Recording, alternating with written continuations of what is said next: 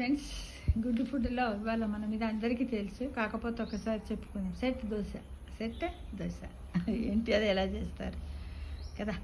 కావలసినటువంటి పదార్థాలు: అటుకులు కప్పు, రవ్వ కప్పు, పెరుగు కప్పు, ఉప్పు స్పూను. తయారు చేసే విధానం: గిన్నెలో అటుకులను కడిగి నీళ్ళని తీసేసి ఓ వెడల్పాంటి గిన్నెలో వేయాలి. దీంట్లోనే రవ్వ, పెరుగు, ఉప్పు కలపాలి.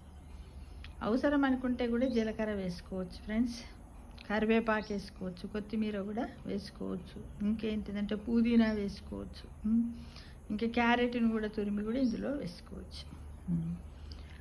అరకప్పు నీళ్లు కలిపి పక్కన పెట్టాలి. పావుగంట తర్వాత ఈ మిశ్రమాన్ని మిక్సీలో తిప్పాలి.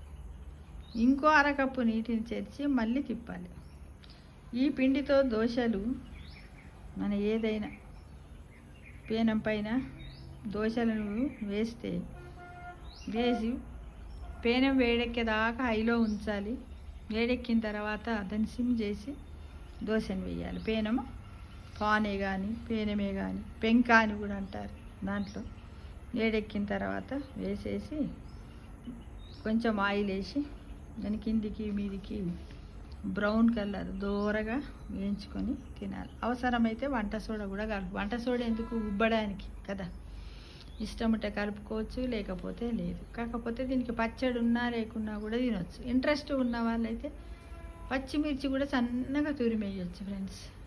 పచ్చిమిర్చి తురిమేయచ్చు, లేకపోతే దీన్ని ఎలాగో మనం రుబ్బుతున్నాం కాబట్టి దాంట్లోనే ఒక ఉల్లిగడ్డ, ఒక పచ్చిమిర్చి వేసి కూడా మనం రుబ్బుకొని చేసుకున్నట్టయితే బాగుంటుంది. ఊకే ఒకటే రకంగా మినపప్పును కలుపుకొని మినపప్పుతోటే వేసుకోవడం కాకుండా ఇలా కూడా చేసుకుంటే దీన్ని ఏమంటారు, దీనికి ఏం పేరు పెట్టారు, సెట్ దోశ.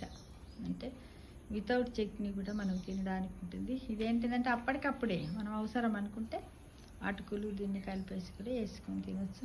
చాలా బాగుంటుంది ఫ్రెండ్స్, ఒకసారి ట్రై చేయండి. చేస్తారు కదా తప్పకుండా. ఇలా మనం తినే ఆహార పదార్థాలన్నింటి కొంచెం వెరైటీగా చేసుకొని అన్ని వయసుల వారు అందరూ కూడా తినడానికి ప్రయత్నించాలని కోరుకుంటున్నాను. Thank you.